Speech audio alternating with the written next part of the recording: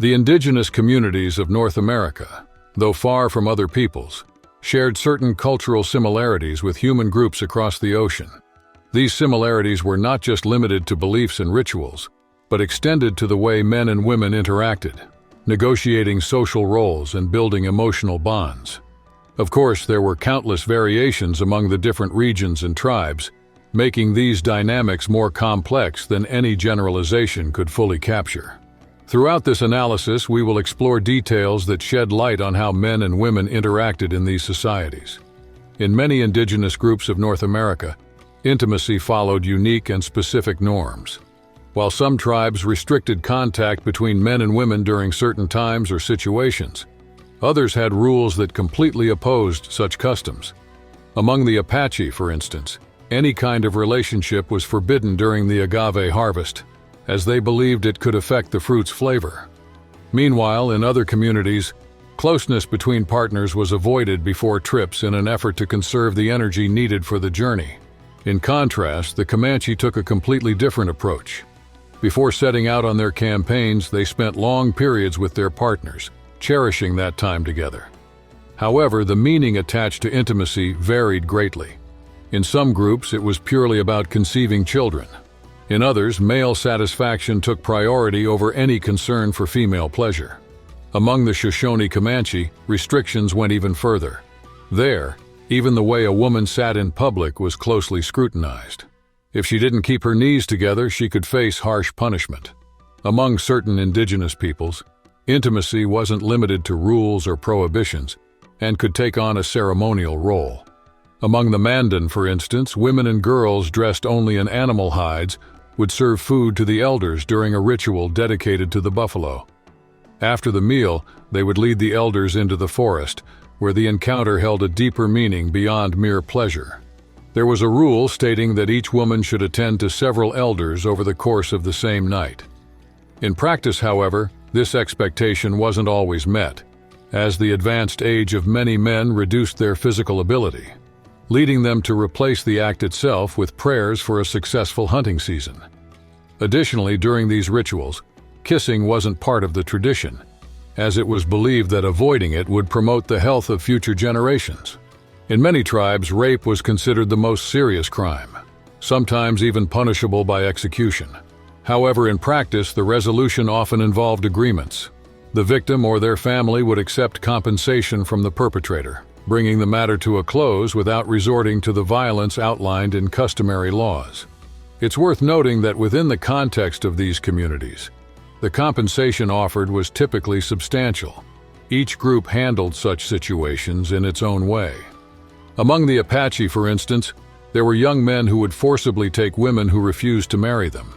After such an act, many families, instead of seeking punishment, would give the woman to the same man who had assaulted her, aligning with the aggressor's social expectations and resolving the conflict. Among the Zuni, the trial of an offender took place in front of the entire community, and the victim herself decided the sentence. If she chose execution, the death was carried out immediately and without hesitation. However, in most cases, the victim opted to receive significant material compensation, resolving the matter in a different way. Among the Ojibwe, fear played a major role in relationships. Women were encouraged to fear violent acts, and the tribe's shaman contributed to this atmosphere of insecurity. He would announce the arrival of a spirit that would take possession of another man's body to attack the victim. Shortly after, the shaman himself would appear, and given his prestige and power, the woman had no way to refuse the act imposed on her. In this way, violence was hidden behind spiritual authority, making it difficult for any reaction or questioning to take place. In the same community, stepdaughters often faced constant humiliation. Many times, the only way to respond was to leave home. In this context, mothers and daughters could choose to leave their husbands, breaking the cycle of violence and disrespect that defined their relationships. Among various Native American peoples, the concept of prostitution, as understood in Western contexts, didn't have a direct equivalent. Instead, there were customs that to outsiders might resemble such practices. Among the Creek, for instance, it was believed that a woman, even if married, had complete autonomy over her own body. It wasn't uncommon for her to decide to spend the night with a guest or visitor, exercising a right considered legitimate within her community. In other tribes, similar arrangements took different forms. In Salish society, a group of women, whether single or married, was chosen by the elders to share a bed with individuals they designated. Polygamy was part of the local culture, and the freedom to choose who to sleep with was an integrated aspect of these women's lives. There was also the practice of offering a wife to a traveler from another tribe, which wasn't viewed as a commercial transaction, but as an act of hospitality and welcome. In certain groups, the process didn't involve the woman's choice. It was up to the men to decide who would share a bed with the visitor, following a pattern similar to what was seen among the Omaha. In this tribe, if the community felt a woman was misusing this custom, there would be punishment. Among the Papago, some women had a specific role during festivals. They would temporarily pair up with visitors, forming short-term connections during the celebrations. In this festive setting, young people would form temporary couples. Some of these pairings became long-term relationships, resulting in stable families. When that didn't happen, children born from these unions were raised as legitimate members of the group, without discrimination. Among the Pima, neighbors of the Papago, there was a separate category of women known for their seductive nature, who faced no criticism for their role.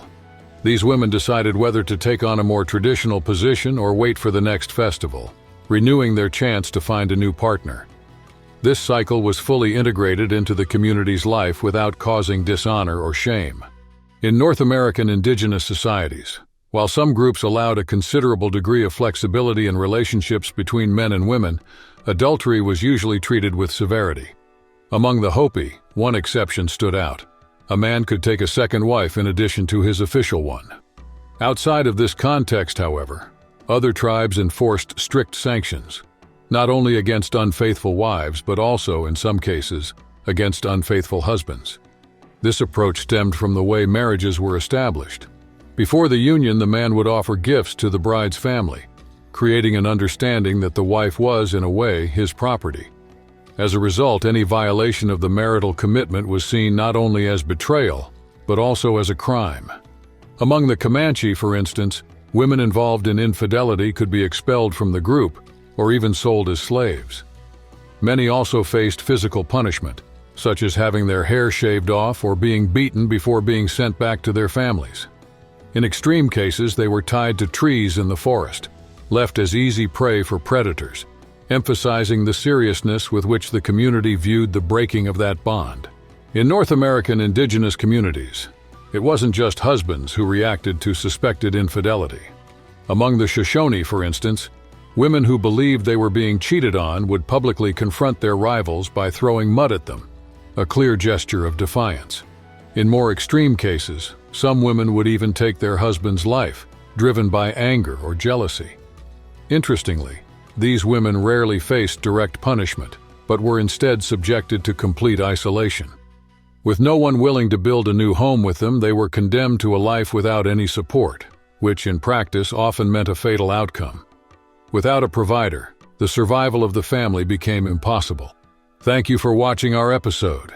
Don't forget to subscribe, leave a like, and check out our other videos.